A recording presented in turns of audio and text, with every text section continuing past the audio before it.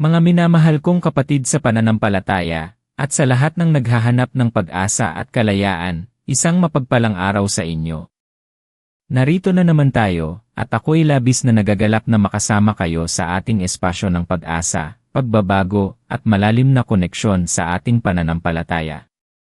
Alam ko na ang bawat isa sa atin ay may daladalang kwento, may kanya-kanyang laban, at higit sa lahat, may kanya-kanyang mga buhol. Hindi ba't nakakapagod ang pakiramdam na parang nakatali ka sa isang bagay, isang sitwasyon, o isang emosyon na ayaw kang bitawan? Isipin mo ito, isang mahabang laso, o isang matibay na lubid, na puno ng sari-saring buhol. Mayroong buhol na kasing liit lang ng isang pagdududa, ngunit sapat na para pigilan ka sa paggawa ng isang desisyon.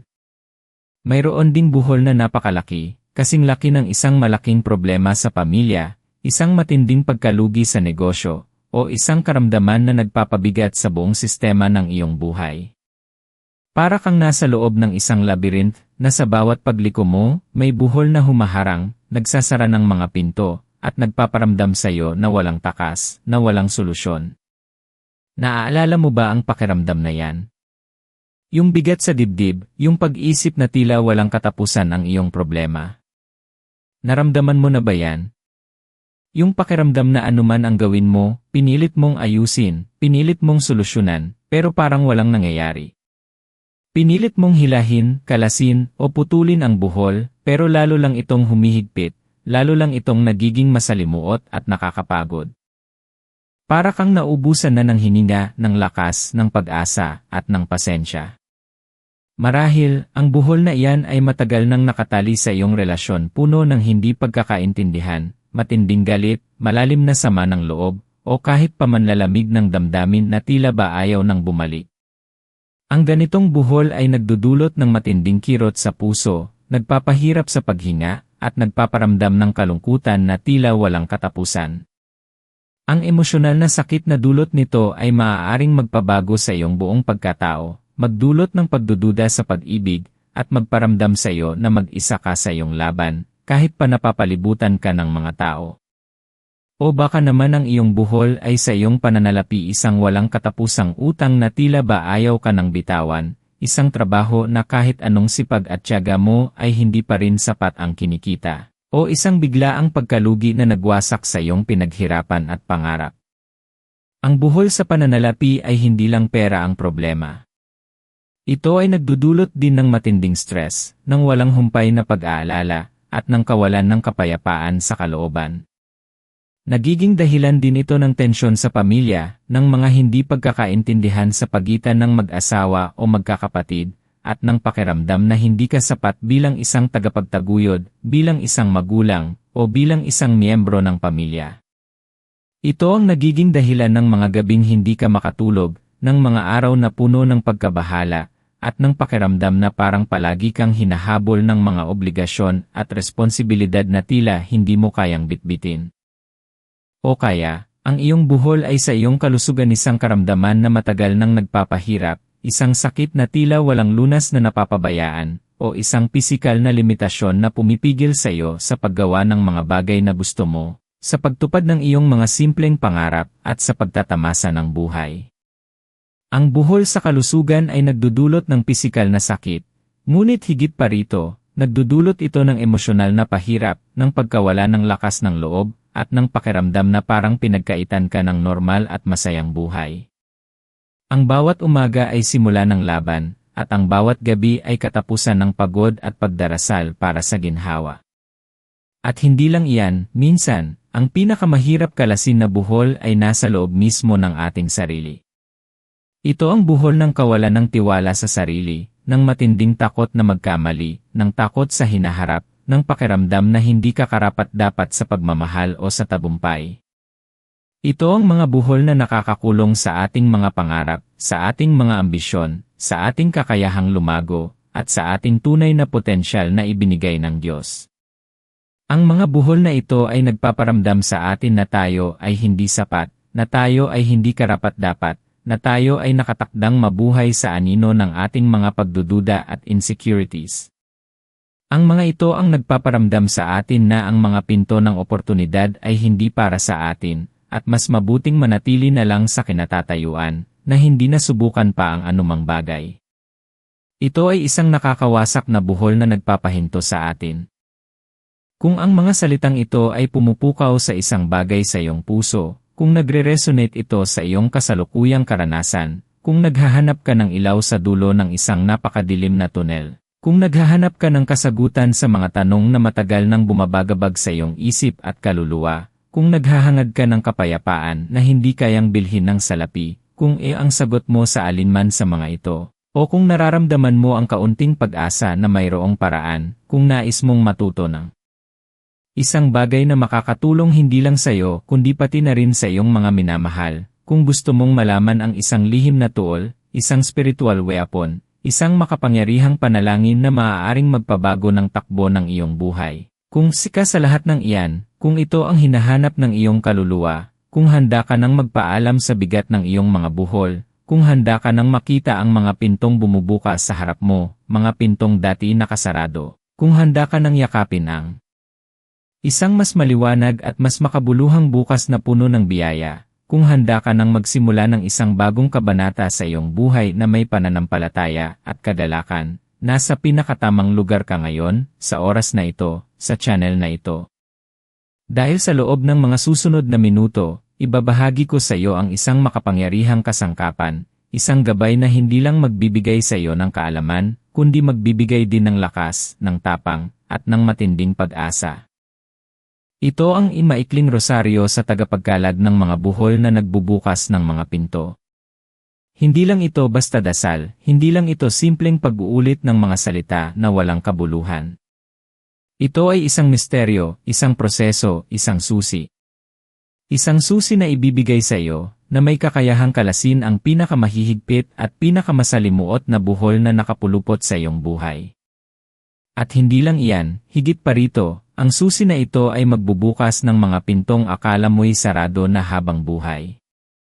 Mga pinto ng kapayapaan na hindi mo inakala, mga pinto ng pagkakataon na hindi mo nakita, at mga pinto patungo sa isang transformation na hindi mo inakala. Ito ang magdadala sa iyo sa isang buhay na puno ng biyaya, ng kagalakan, ng layunin, at ng malalim na koneksyon sa Diyos. Kaya't manatili ka, maglaan ka ng oras na ito, at hayaan mong samahan kita sa pagtuklas ng walang hanggang kapangyarihan ng pananampalataya at pag-asa, sa pangunguna ng ating mahal na Birheng Maria. Huwag kang aalis, dahil ang bawat segundo ng video na ito ay ginawa para sa iyo, at para sa iyong paglaya. Alam mo, mga kapatid, ang bawat buhol ay may kanya-kanyang hugis at bigat. At kadalasan, ang mga buhol na ito ay hindi lang nakatali sa isang aspeto ng ating buhay, kundi nakakabit-kabit, nagiging isang malaking network ng problema na tila walang katapusan. Para kang nakakulong sa isang maze, at sa bawat sulok, may panibagong harang na tila imposibleng lampasan. Naaalala ko pa ang kwento ni Mang Ben, isang kargador sa palengke. Napakabuti niyang ama, masipag, mapagmahal sa pamilya, ngunit tila ba ayaw siyang bitawan ng problema. Ang kanyang panganay na anak ay nalulong sa masamang bisyo, palaging gumagawa ng gulo at nagiging pabigat sa kanilang pamilya. Ang kanyang asawa ay madalas may karamdaman, at dahil dito, laging kinakapos ang kanilang pera, palaging may kailangan bilhin na gamot. Para kay Mang Ben, ang kanyang buhay ay parang isang lumang lambat na buhol-buhol na, at sa bawat galaw niya para ayusin, lalo lang itong nagiging masalimuot at mahirap kalasin. Ang pinakamasakit sa lahat, nawalan siya ng saysay sa buhay. Pakiramdam niya, pinabayaan na siya ng Diyos, o di kaya'y, hindi sapat ang kanyang pananampalataya para harapin ang lahat ng iyon. Hindi lang si Mang Ben ang nakakaranas nito, mga kapatid. Maraming tulad niya. Maraming nagtatanong, bakit ako, Panginoon? Kailan matatapos ang aking pagdurusa at paghihirap? May pag-asa pa ba para sa akin? Siguro ikaw din, may tanong ka sa pinakamalalim na bahagi ng puso mo. Baka ang iyong buhol ay sa relasyon isang nagkakagulong pamilya na puno ng galit at hindi pagkakaunawaan, isang kaibigan na nagtraidor sa iyong tiwala, o isang kapareha na hindi mo na maintindihan ang nararamdaman at tila ba lumalayo na ang loob sa iyo. Ang ganitong buhol ay nagdudulot ng matinding kirot sa puso, nagpapahirap sa paghinga, at nagpaparamdam ng kalungkutan na tila walang katapusan.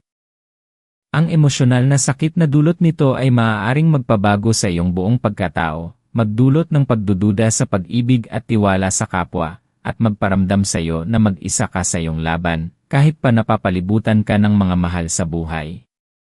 Baka naman ang iyong buhol ay sa iyong pananalapi isang walang katapusang utang na tila ba hindi nababawasan, isang trabaho na kahit anong sipag at tiyaga mo ay hindi pa rin sapat ang kinikita para sa pamilya. O isang biglaang pagkalugi sa negosyo o pinagkakakitaan na nagwasak sa iyong pinaghirapan at mga pangarap.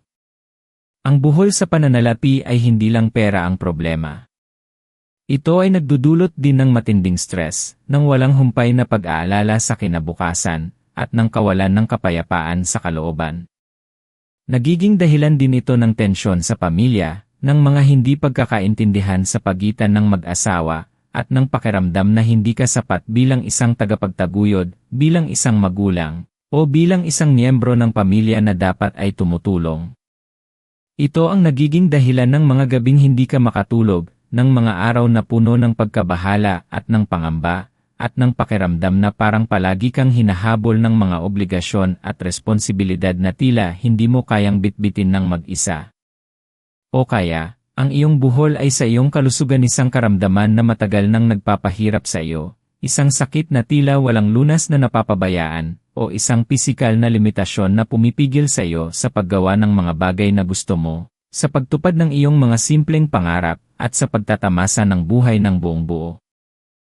Ang buhol sa kalusugan ay nagdudulot ng pisikal na sakit, ngunit higit pa rito, nagdudulot ito ng emosyonal na pahirap, ng pagkawala ng lakas ng loob at pag-asa, at ng pakiramdam na parang pinagkaitan ka ng normal at masayang buhay. Ang bawat umaga ay simula ng laban, at ang bawat gabi ay katapusan ng pagod at pagdarasal para sa ginhawa, na tila ba ayaw namang dumating. At hindi lang iyan, minsan, ang pinakamahirap kalasin na buhol ay nasa loob mismo ng ating sarili. Ito ang buhol ng kawalan ng tiwala sa sarili, ng matinding takot na magkamali at mapahiya, ng takot sa hinaharap na puno ng pag-aalinlangan, ng pakiramdam na hindi ka karapat-dapat sa pagmamahal o sa tagumpay, at ng matinding takot na mabigo. Ito ang mga buhol na nakakakulong sa ating mga pangarap, sa ating mga ambisyon, sa ating kakayahang lumago, at sa ating tunay na potensyal na ibinigay ng Diyos sa atin ng libre. Ang mga buhol na ito ay nagpaparamdam sa atin na tayo ay hindi sapat, na tayo ay hindi karapat-dapat, na tayo ay nakatakdang mabuhay sa anino ng ating mga pagdududa at insecurities. Ang mga ito ang nagpaparamdam sa atin na ang mga pinto ng oportunidad ay hindi para sa atin, at mas mabuting manatili na lang sa kinatatayuan, na hindi nasubukan pa ang anumang bagay, na sumuko na lang. Ito ay isang nakakawasak na buhol na nagpapahinto sa atin sa ating paglalakbay. Naiintindihan ko ang bigat na nararamdaman mo. Naiintindihan ko ang pighati na kasama ng bawat buhol na yan. Hindi mo kailangan magpanggap na malakas ka palagi. Hindi mo kailangan dalhin ang lahat ng iyan mag-isa. Sa katunayan, hindi mo dapat dalhin ang lahat ng iyan mag-isa. Ang mga buhol na ito ay hindi nilayon para sirain ka, kundi para masubok ang iyong pananampalataya, para mas maging matatag ka, at para ipakita sa iyo na may mas dakilang plano ang Diyos para sa iyo. Ang mga buhol na iyan ay pinsan lahat sa isang dahilan, para ituro sa iyo ang daan patungo sa Kanya, patungo sa tagapagkalag ng mga buhol, na siyang ating mahal na Birheng Maria. Siya ang ina na laging naroon, laging nakikinig, laging handang tumulong. Minsan, ang ating natural na reaksyon kapag may buhol tayo ay ang hilahin ito ng hilahin, di ba? Sa ating paghila, mas pinipilit natin ang solusyon, mas kinokontrol natin ang sitwasyon sa ating sariling lakas at kakayahan. Pero minsan, kapag mas hinila mo, lalo lang humihigpit ang buhol. Parang ganyan din sa buhay natin. Mas pinilit natin kontrolin ang lahat, mas lalo lang nagiging komplikado ang mga bagay, mas lalo lang tayong nalulunod sa pagkabahala, sa stress, at sa kawalan ng pag-asa. Ang pagpilit na kontrolin ang lahat ay nakakapagod, nakakaubos ng enerhiya, at kadalasan, hindi nagdadala sa atin sa tunay na solusyon na ating hinahanap. Ito ang dahilan kung bakit napakahalaga ng pag-unawa sa isang prinsipyo. Hindi lahat ng buhol ay kailangang kalasin ng iyong sariling lakas. May mga buhol na nangangailangan ng mas mataas na kapangyarihan, ng mas banayad na paraan, ng isang mapagmahal na kamay na may kakayahang gawin ang imposible. Ito ang dahilan kung bakit napakahalaga ng debosyon sa mahal na Birheng Maria, sa ilalim ng kanyang titulong tagapagkalag ng mga buhol o sa Ingles, Our Lady Untier of Knots. Marahil narinig mo na ito o marahil ito ang unang pagkakataon na iyong nadinig. Ngunit ang maikling rosaryo na ating tatalakayin ngayon ay hindi lang basta pag-uulit ng mga dasal. Ito ay isang proseso ng pagtalikod sa iyong pagpipilit na kontrolin ang lahat at pagtitiwala ng lubos sa Diyos sa pamamagitan ng ating mahal na Ina. Ito ay isang pagkilala sa kapangyarihan ng Diyos at sa mahalagang papel ng mahal na Birhen bilang ating Ina, ang ating tagapamagitan, ang ating gabay sa lahat ng oras. Sa pamamagitan ng kanyang mga kamay, ang mga buhol na nakapulupot sa ating buhay ay unti-unting luluwag, unti-unting makakalas, at sa wakas ay bibitaw, magiging malaya. At kapag nakalas na ang mga buhol na iyan, doon mo makikita ang mga pintong nagbubukas. Hindi lang isang pinto, kundi maraming pinto. Mga pintong akala mo'y sarado na habang buhay, mga pintong hindi mo inakala na pwede palang buksan, mga pintong hindi mo nakita dati. Mga pinto na patungo sa kapayapaan ng kalooban, sa mga solusyon sa iyong mga problema, sa kagalakan na matagal nang nawala, at sa mas malinaw na pag-unawa sa layunin ng iyong buhay. Kaya't huwag kang susuko, mga kapatid, dahil ang pag-asa ay totoo, ang solusyon ay nasa abot kamay mo. Ang iyong pananampalataya, kasama ang tulong ni Mama Mary, ay magiging sapat para sa lahat ng buhol. Hindi ka nag-iisa. Simulan na natin ang paglalakbay na ito magkasama. Ngayon, marahil nagtataka ka, ano ba talaga ang kaibahan ng maikling rosaryo na ito? At bakit ito nagbubukas ng mga pinto? Ang sikreto ay nasa dalawang salita na napakahalaga sa ating pananampalataya, intensyon at tiwala. Marami sa atin ang nagdarasal ng rosaryo, at napakaganda niyan, napakabisa ng rosaryo bilang isang panalangin na ibinigay sa atin.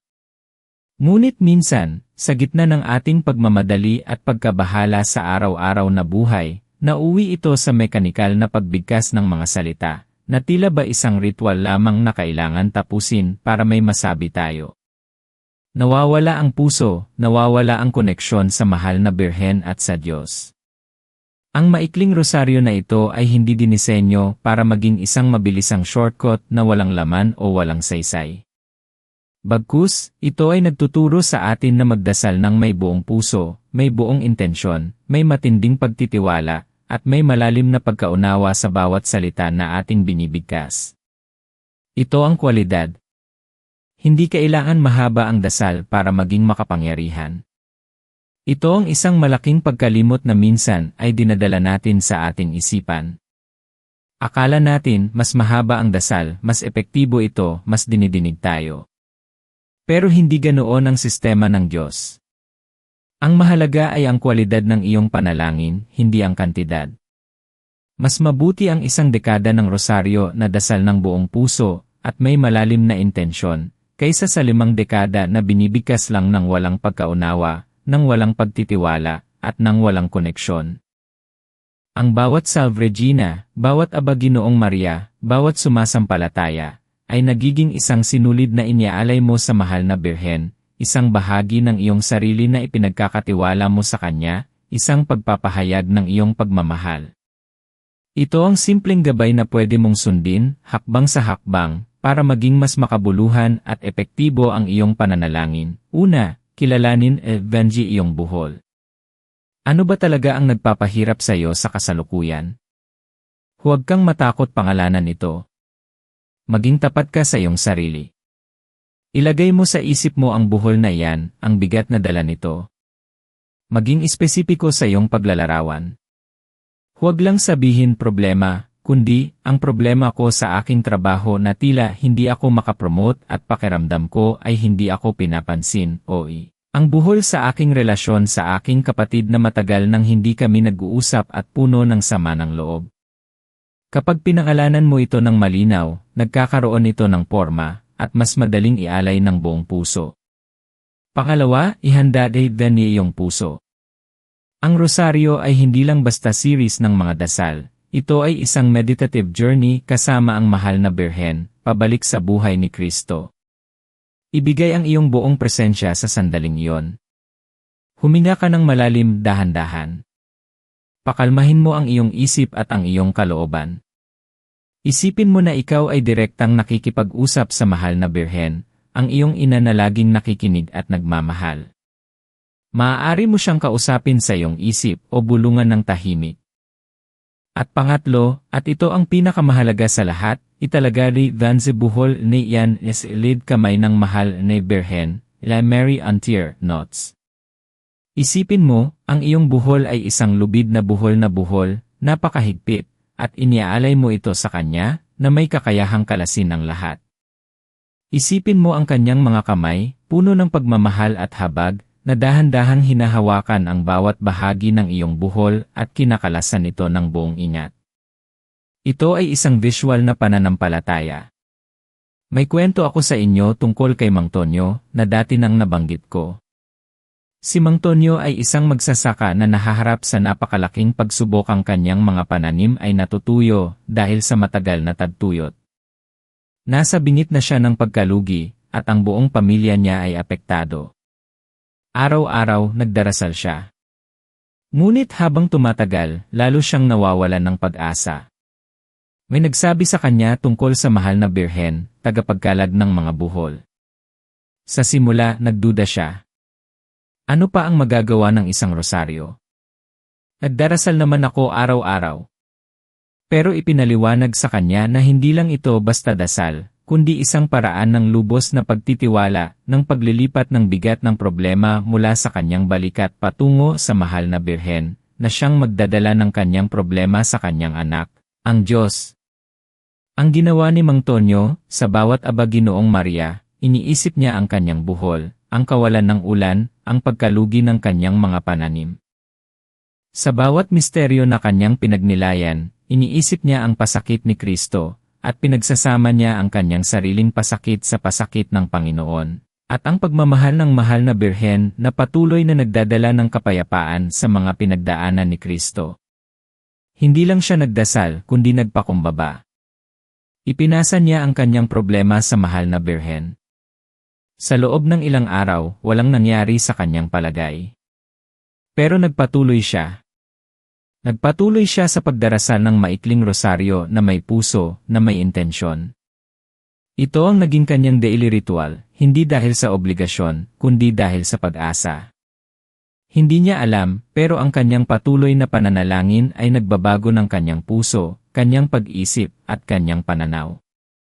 Ito ang sikreto, mga kapatid. Kapag tayo ay nagdarasal ng may malalim na intensyon, may nangyayaring remarkable sa ating kalooban. Ang ating utak ay naglalabas ng mga kemikal tulad ng dopamine na nagbibigay ng pakiramdam ng pag-asa at positibong pananaw.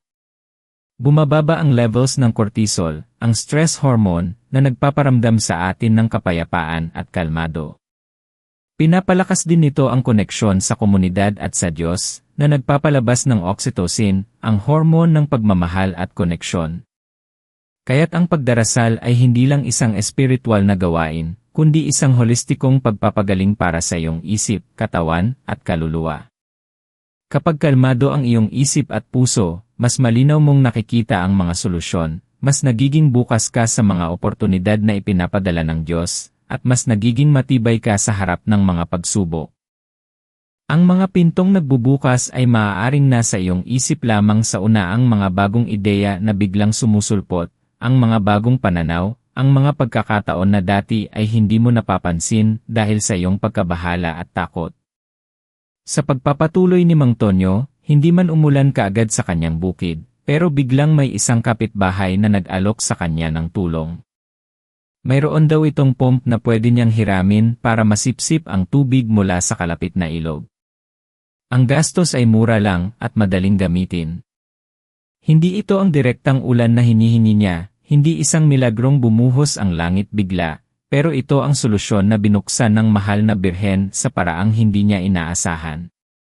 Ang pintong akala niya ay sarado na, dahil sa kawalan ng ulan at kawalan ng pagpipilian, ay nabuksan sa pamamagitan ng isang tao, isang pagkakataon.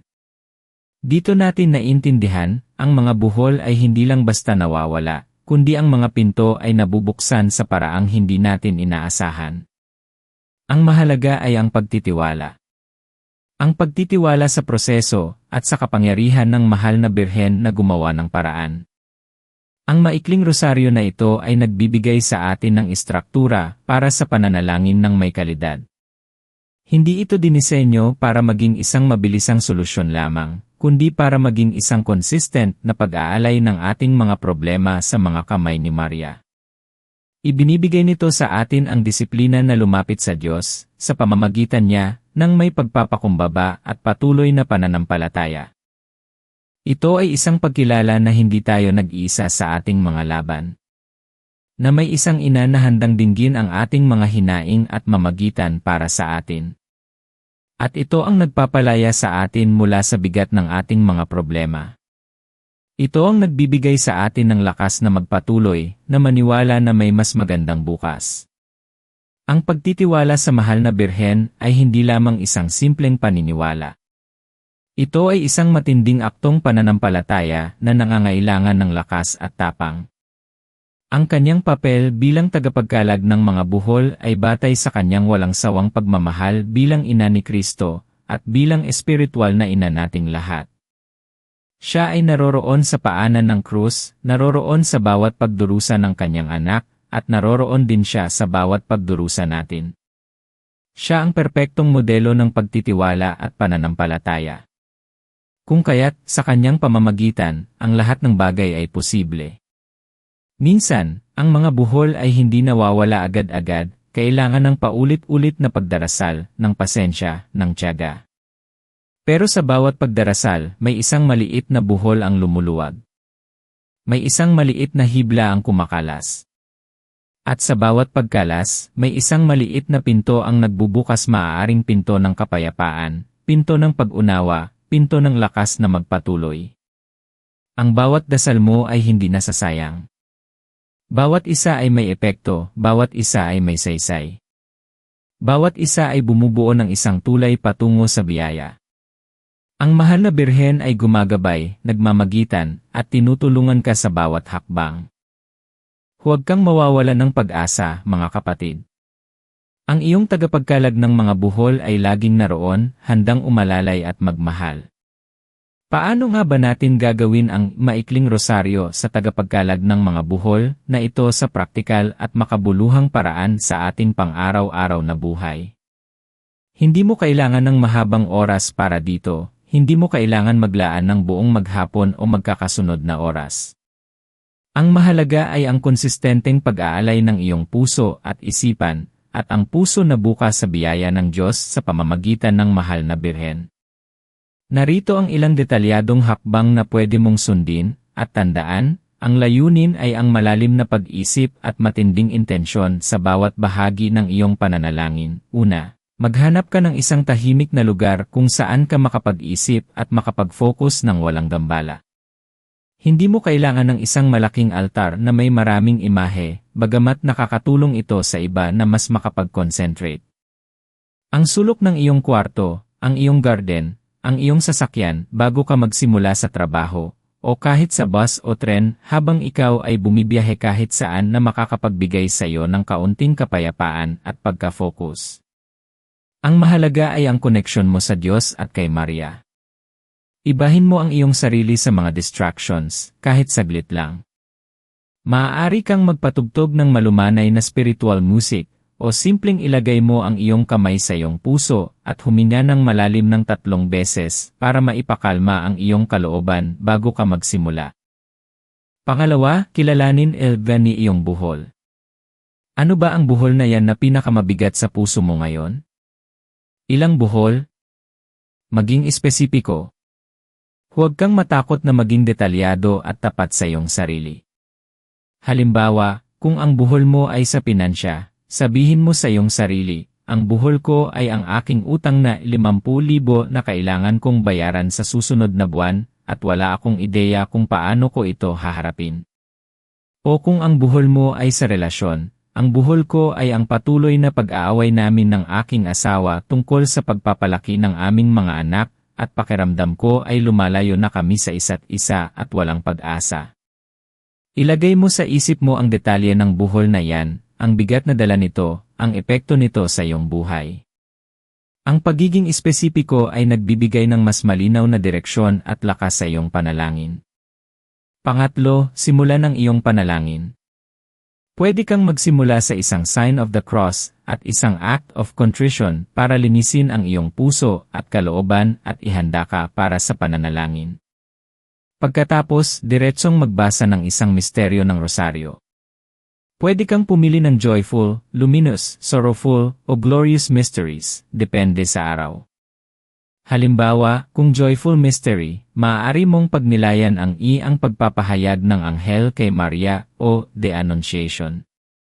Sa bawat aba Ginoong Maria, habang binibigkas mo ang mga salita, isipin mo na iniaalay mo ang iyong buhol sa kamay ng mahal na Birhen. Visualisin mo na bawat dasal ay isang hibla, isang dahan-dahang paggalaw ng kamay ni Maria, na unti-unting lumuluwag sa iyong buhol. Ibigay mo ang iyong buong problema sa kanyang mapagmahal na kamay. At kapag natapos mo ang isang dekada, ilagay mo ang lahat ng iyong buhol sa puso ng mahal na Birhen. Sabihin mo ng malakas o sa isip mo, na may matinding pananampalataya at pagtitiwala, Mahal na Birheng Maria, tagapagkalag ng mga buhol, iniaalay ko sa iyo ang buhol na ito. Hinihiling ko na kalasin mo ito sa iyong makapangyarihang mga kamay at buksan ang mga pinto ng solusyon, ng kapayapaan, at ng biyaya para sa akin. Amen. Pwede mo rin sabihin ng paulit-ulit bilang isang maikling dasal, Birhen Maria, tagapagkalag ng mga buhol, ipanalangin mo kami. Ito ay nagpapalakas ng iyong intensyon at koneksyon sa mahal na Birhen. Ito ay hindi kailangan kumpletuhin ang buong 5 misteryo kung wala ka sa oras. Ang maikling rosaryo ay nangangahulugang maaari kang mag-focus sa 1 o 2 dekada lang, o kahit sa isang misteryo lang, basta ito ay ginagawa mo ng may malalim na intensyon, may buong puso, at may tiwala. Ang importante ay ang pagkakaugnay mo sa panalangin, ang kwalidad, hindi kantidad. Gawin mo ito araw-araw. Gawin mo ito ng may pananampalataya. Kahit 5 minuto lang, basta buo ang iyong puso. Ang consistency ay susi. Naaalala ko si Clara, isang estudyante na halos mawala ng pag-asa sa kanyang pag-aaral. Hindi niya maintindihan ang mga leksyon, pakiramdam niya ay bobo siya, at halos bumagsak na. Ito ang kanyang buholang kawalan ng pag-unawa sa akademiko, at ang matinding kawalan ng kumpiyansa sa sarili na bumabalot sa kanya. Sa kanyang pagdarasal ng maikling rosaryo, inialay niya ang kanyang buhol sa hirap sa pag-aaral at kawalan ng kumpiyansa sa mahal na Birhen. Sa simula, pakiramdam niya ay wala namang nagbabago at nanatili pa rin ang bigat sa kanyang dibdib. Pero nagpatuloy siya. Dito natin makikita ang pag-activate ng serotonin, ang hormone na nagbibigay ng sense of worth at belonging. Sa bawat dasal, nararamdaman niya na kasama niya ang mahal na Birhen, at siya ay hindi nag-iisa sa kanyang pagsubok, na may kasama siya sa kanyang laban. Sa kanyang pagpapatuloy, unti-unting may nagbago. Hindi lang sa kanyang grades, kundi sa kanyang pag-isip at pagtingin sa sarili. Mayroong isang kaklase na biglang lumapit sa kanya at nag-alok ng tutor, isang bagay na hindi niya inaasahan. Ang kanyang propesor, na dati niyang kinatatakutan at iniisip niyang napakahigpit, ay naging mas approachable at nagbigay ng dagdag na tulong sa kanya at sa ilang iba pang estudyante.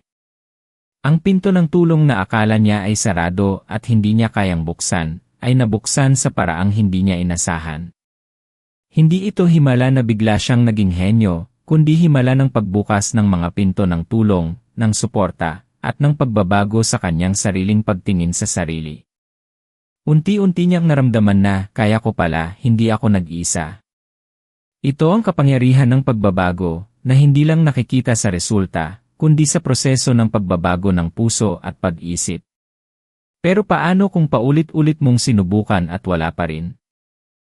Ito ang isang karaniwang tanong na bumabagabag sa maraming nagdarasal at naghahanap ng kasagutan. Kung pakiramdam mo ay wala pang agarang pagbabago, tandaan mo, ang Diyos ay nagtatrabaho sa kanyang sariling paraan at sa kanyang sariling oras na laging perpekto. Hindi ibig sabihin na walang nangyayari. Marahil, ang buhol mo ay unti-unti nang niluluwagan sa paraang hindi mo nakikita o naiintindihan. Marahil, ang pintong bubuksan ay nangangailangan ng mas matibay na pananampalataya, ng mas malalim na pagtitiwala, at ng mas mahabang pasensya mula sa iyo. At minsan, ang pinakamalaking pagbabago ay hindi sa labas, kundi sa loob mo mismo. Ang kapayapaan na matatanggap mo habang nagdarasal ka, ang pagbabago ng iyong puso mula sa pagkabahala patungo sa pagtitiwala, iyan na mismo ang unang buhol na nakakalas, iyan na mismo ang unang pinto na nabubuksan. Ang iyong kakayahan na manatiling kalmado sa gitna ng unos, ang iyong kakayahan na makakita ng pag-asa sa gitna ng kadiliman, iyan ang bunga ng iyong pananalangin, at iyan ang simula ng iyong tagumpay. Ang iyong potensyal ay napakalaki, mas malaki pa sa anumang buhol na kinakaharap mo ngayon. Ikaw ay nilikha para sa isang pambihirang layunin, para sa isang buhay na puno ng biyaya at kagalakan, at ang mga buhol na iyan ay hindi ang iyong katapusan, kundi bahagi lamang ng iyong paglalakbay patungo sa pagtuklas ng iyong tunay na halaga at lakas. Ang pinakamahalaga ay hindi ang problema, kundi kung paano mo ito haharapin, at kanino ka hihingi ng tulong at gabay.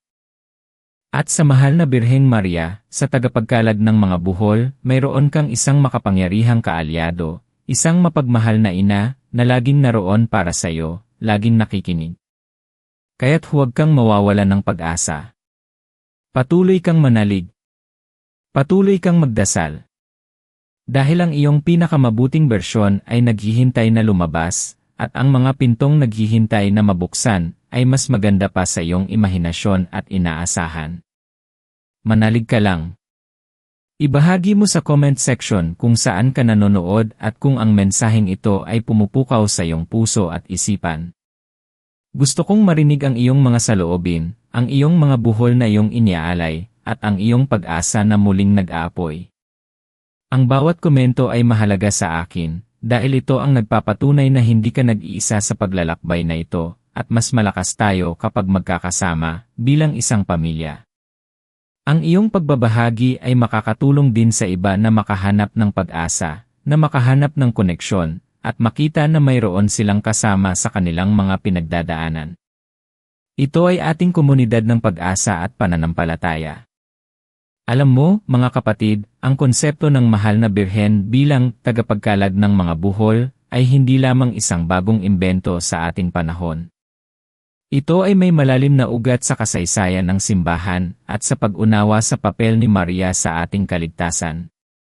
Ang debosyon na ito ay nagmula sa isang lumang sining na nakita sa Germany, na nagpapakita kay Birheng Maria na kalmado at mapayapang kinakalasan ang isang mahabang laso na puno ng sari-saring buhol. Ang laso na ito ay simbolo ng buhay ng tao, at ang mga buhol ay kumakatawan sa ating mga problema, sa ating mga kasalanan, sa ating mga pagkabahala, sa ating mga pagdududa, sa lahat ng bagay na nagpapahirap sa ating kalooban at nagpapahinto sa ating pag-usad.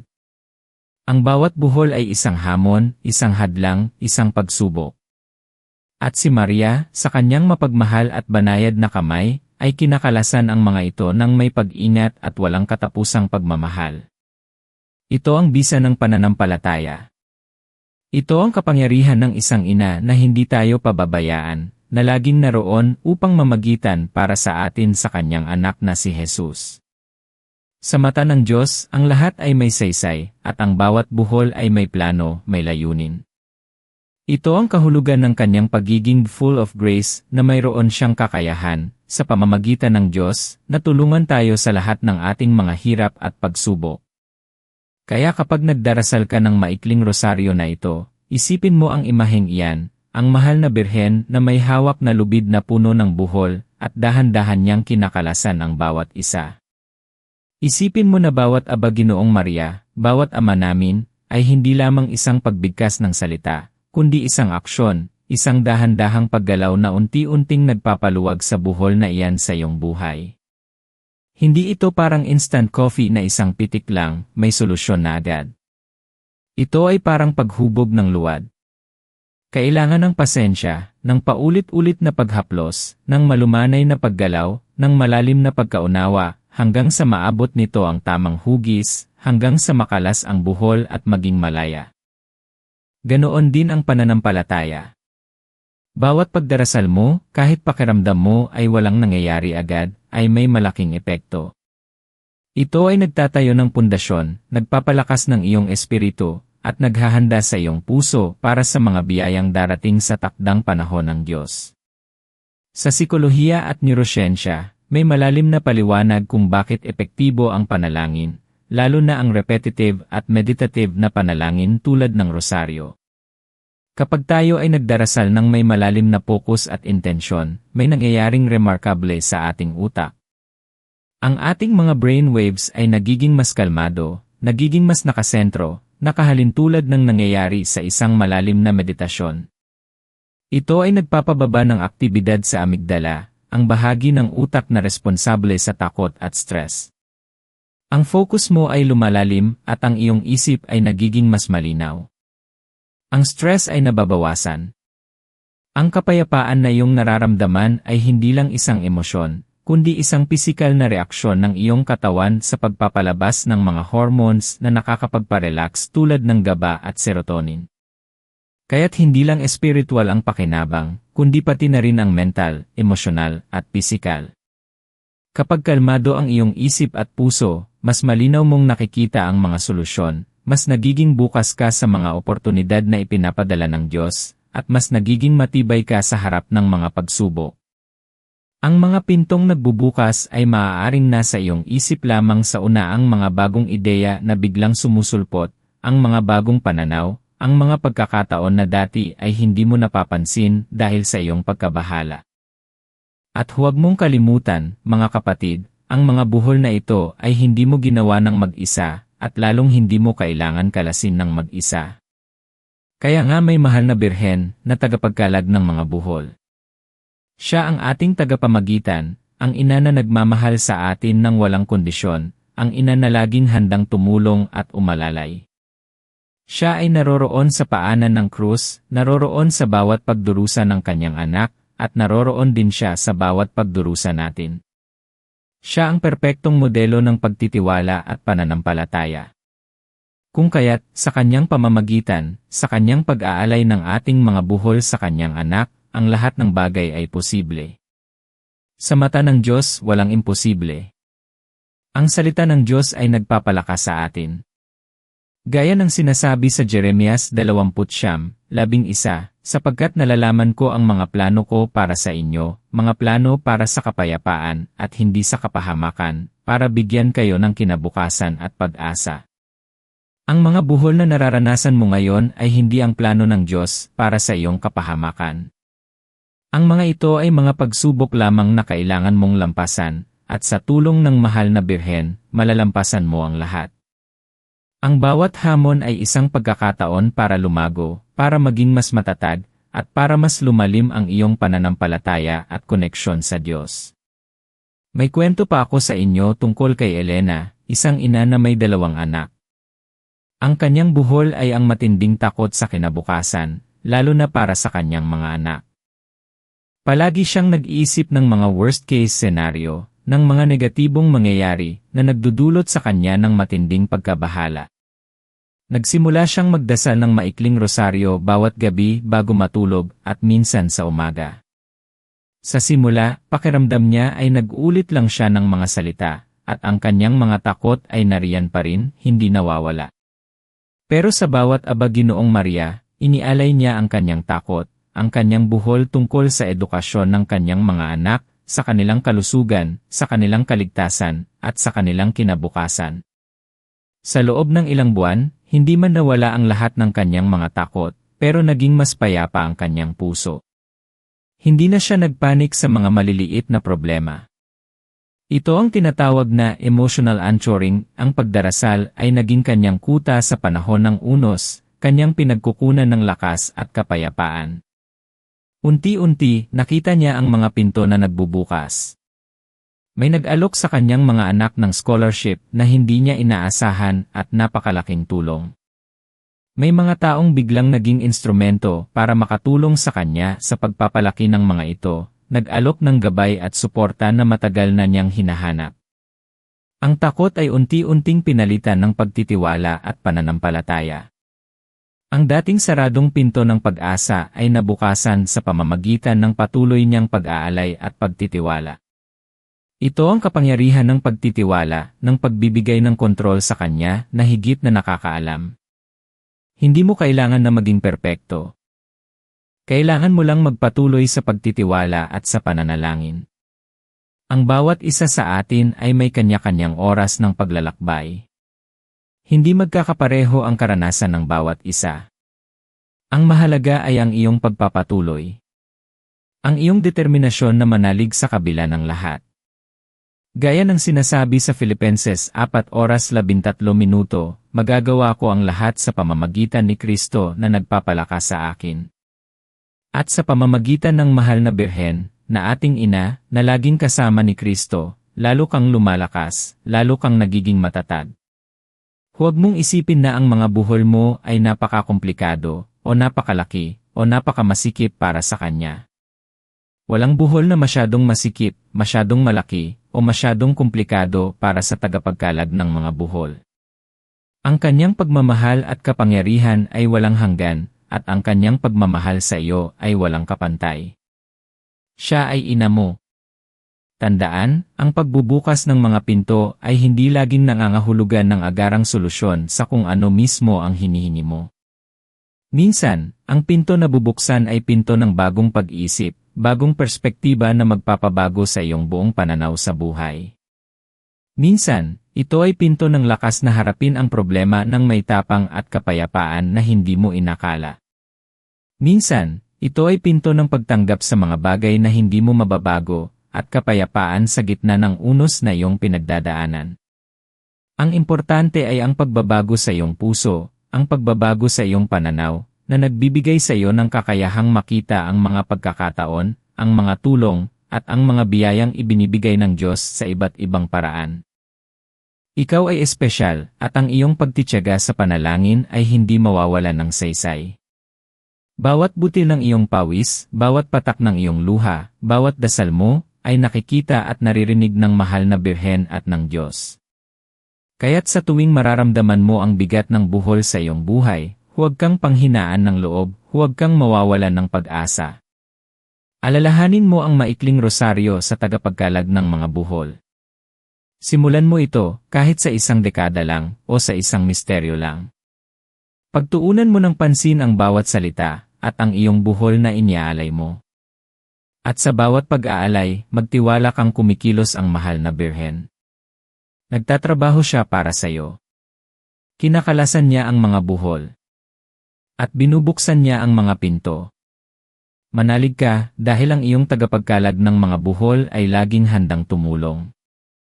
Mga minamahal kong kapatid, narating na natin ang katapusan ng ating makabuluhang paglalakbay ngayon, ngunit ito ay simula pa lamang ng iyong sariling transformation, ng iyong sariling kwento ng tagumpay at pagkalas mula sa mga buhol. Naway ang bawat salita na naririnig mo ngayon ay hindi lang tumimo sa iyong isip, kundi lalong higit, tumagos sa pinakamalalim na bahagi ng iyong puso at kaluluwa, at magbigay sa iyo ng panibagong pag-asa. Bawat buhol na inakala mong walang lunas, bawat pintong inakala mong sarado na habang buhay, ay may solusyon, ay may susi. Ang mahal na Birhen, si Maria, ang tagapagkalag ng mga buhol, ay laging naroon, naghihintay na tawagin mo siya, naghihintay na ibigay mo ang iyong mga buhol sa kanyang mapagmahal na kamay. Ang kanyang pagmamahal at pagtagapamagitan ay walang hanggan, at ang kanyang kapangyarihan upang kalasin ang mga buhol at buksan ang mga pinto ay tunay, makapangyarihan, at walang kapantay. Hindi mo kailangan dalhin ang bigat na yan mag-isa. Hindi mo kailangan na magpatuloy na makulong sa mga buhol ng takot, ng pag-aalinlangan, ng kawalan ng pag-asa, ng kalungkutan, o ng pagkabahala.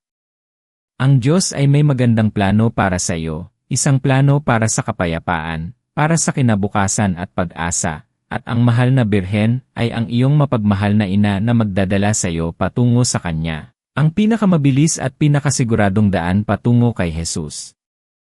Visualize mo ngayon ang iyong sarili. Nakikita mo ba ang mga buhol sa iyong buhay? Ang mga nakakapagod na buhol sa relasyon, sa pinansya, sa kalusugan, sa iyong sarili, sa iyong espiritualidad. Isipin mo ngayon na hinawakan ng mahal na Birhen ang mga buhol na yan. Dahan-dahan, mapayapa, at may pagmamahal, kinakalasan niya ang bawat isa. At habang kinakalasan niya ang mga ito, nakikita mo ang mga pintong nagbubukas sa harapan mo. Hindi lang isang pinto, kundi maraming pinto. Mga pinto ng kapayapaan na hindi mo inakala, mga pinto ng kagalakan na matagal nang nawala, mga pinto ng solusyon sa iyong mga pinagdadaanan, mga pinto ng bagong simula, at mga pinto patungo sa pagtuklas ng iyong tunay na layunin sa buhay. Ang iyong kinabukasan ay puno ng pag-asa, puno ng liwanag, at puno ng biyaya. Ang iyong puso ay puno ng kagalakan at kapayapaan. Ito ang iyong bagong simula. Ang iyong buhay ay hindi isang aksidente. Ikaw ay nilikha na may layunin, may misyon, at may pambihirang potensyal. Huwag mong hayaan na ang mga buhol ay pumigil sa iyo sa pag-abot ng iyong potensyal, sa pagtupad ng iyong misyon, sa pagiging kung sino ka talaga sa mata ng Diyos. Ikaw ay may lakas, may pananampalataya, at may isang ina na laging handang tumulong, laging nagmamahal, laging nakikinig. Ang maikling rosaryo na ito ay hindi lamang isang dasal, ito ay isang deklarasyon ng iyong pananampalataya, isang tanda ng iyong pagtitiwala, at isang tulay patungo sa mga biyaya na inihanda ng Diyos para sa iyo. Simulan mo ito ngayon. Gawin mo itong bahagi ng iyong pang-araw-araw na buhay, kahit sa maikling panahon lang. At magpatuloy ka sa pagtitiwala, dahil ang iyong pagtitiyaga ay magbubunga ng magagandang sorpresa at himala sa iyong buhay. Ang bawat dasal ay mahalaga, at ang bawat dasal ay kumikilos sa paraang hindi mo inaasahan. Ngayon, samahan mo ako sa isang panalangin ng pag-aalay at pagtitiwala sa mahal na Birheng tagapagkalad ng mga buhol na may buong puso at pananampalataya. Sa ngalan ng Ama at ng Anak at ng Espiritu Santo. Amen. O mapagmahal na mahal na Birheng Maria, aming ina, tagapagkalad ng mga buhol, lumalapit kami sa iyo ngayon, na may mga puso na puno ng pag-asa, pagmamahal, at lubos na pagtitiwala. Nagpapasalamat kami sa iyo, O Ina, sa iyong walang sawang paggabay at pagmamahal. Nagpapasalamat kami sa biyaya na ibinibigay mo sa amin sa bawat sandali, at sa iyong patuloy na pamamagitan sa aming lahat sa harap ng iyong anak. Ipinagkakatiwala namin sa iyo, O mahal na Ina, ang lahat ng buhol sa aming buhay, ang mga buhol na nagbibigay sa amin ng kalungkutan, pag-aalala, pagkabahala, at kawalan ng pag-asa. Ipinagkakatiwala namin sa iyo ang aming mga buhol sa relasyon, sa aming mga pamilya, sa aming mga kaibigan, at sa lahat ng aming mga mahal sa buhay. Ipinagkakatiwala namin sa iyo ang aming mga buhol sa pinansya, sa aming mga pinagkukunan ng kabuhayan, sa aming mga utang, at sa lahat ng aming mga pangangailangan. Ipinagkakatiwala namin sa iyo ang aming mga buhol sa kalusugan, sa anumang karamdaman na nagpapahirap sa aming katawan at isipan, at sa lahat ng sakit na aming pinagdadaanan. Ipinagkakatiwala namin sa iyo ang aming mga buhol sa aming espiritual na buhay, sa aming mga pagdududa, sa aming mga kasalanan, at sa aming pagkalayo sa Diyos. Ipinagkakatiwala namin sa iyo ang aming mga buhol sa aming sarili, sa aming mga takot, sa aming kawalan ng tiwala, at sa aming mga limitasyon na humahadlang sa aming paglago. O Birheng Maria, sa iyong mapagmahal, banayad, at makapangyarihang mga kamay, hinihiling namin na kalasin mo ang lahat ng buhol na ito. Bawat isa, dahan-dahan, mapayapa, at may pagmamahal.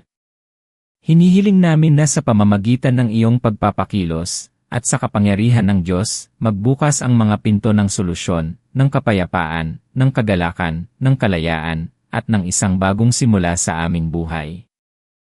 Tulungan mo kaming magtiwala ng lubusan sa plano ng Diyos para sa amin na laging puno ng pag-asa at pagmamahal. Bigyan mo kami ng lakas na magpatuloy sa pagdarasal ng may pananampalataya at pagtitiyaga. Bigyan mo kami ng kapayapaan na lumampas sa lahat ng aming mga takot at pagdududa at ng lakas na harapin ang bawat araw. Mahal na Birheng tagapagkalag ng mga buhol, ipanalangin mo kami at ipakita mo sa kami ang daan patungo sa iyong anak, si Hesukristo, ang aming Panginoon at tagapagligtas. Pinupuri ka namin, O Birhen, sa iyong walang hanggang pagmamahal at kapangyarihan. Salamat, mahal na Ina, sa iyong patuloy na paggabay, proteksyon, at pamamagitan. Amen. Sa ngalan ng Ama, at ng Anak, at ng Espiritu Santo. Amen. Maraming salamat sa inyong lahat, mga minamahal kong kapatid, sa pagiging bahagi ng ating transformative journey ngayon. Naway ang mensaheng ito ay maging simula ng isang malaking pagbabago sa inyong buhay, at ng pagbubukas ng maraming pintuan ng biyaya. Kung naramdaman mo ang kapangyarihan at ang init ng mensaheng ito, isang pabor ang hihingin ko sa iyo. I like ang video na ito. Ang iyong pag-like ay isang simpleng aksyon, ngunit napakalaki ng tulong nito para mas maraming tao ang makakita at marinig ang mensaheng ito ng pag-asa, ng kalayaan, at ng transformation. At kung hindi ka pa nakasubscribe, ay subscribe ka na sa channel na ito, at ay click mo na rin ang notification bell, ang maliit na kampana dyan, para lagi kang updated sa bawat bagong video na makakatulong sa iyo na magpatuloy sa iyong personal at espiritual na paglago. Ang bawat video dito ay ginawa para sa iyo, para magbigay ng lakas, ng pag-asa, at ng inspirasyon sa bawat araw. Mayroon pa tayong napakaraming videos na naghihintay para sa iyo, na sigurado akong magpapatuloy sa iyong pagbabago, sa iyong paglago, at sa iyong pagtuklas ng iyong tunay na potensyal. Ay click mo lang ang susunod na video na lalabas sa screen ngayon, at hayaan mong samahan ka namin sa patuloy na pagtuklas ng iyong walang hanggang potensyal, at sa pagbubukas ng mas maraming pinto sa iyong buhay.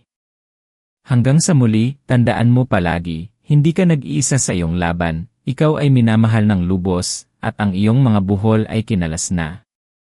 Ang mga pinto ay bukas na para sa iyo. Ang iyong kinabukasan ay maliwanag. Maraming salamat at pagpalain kayo ng Diyos. Mahal na mahal ko kayong lahat.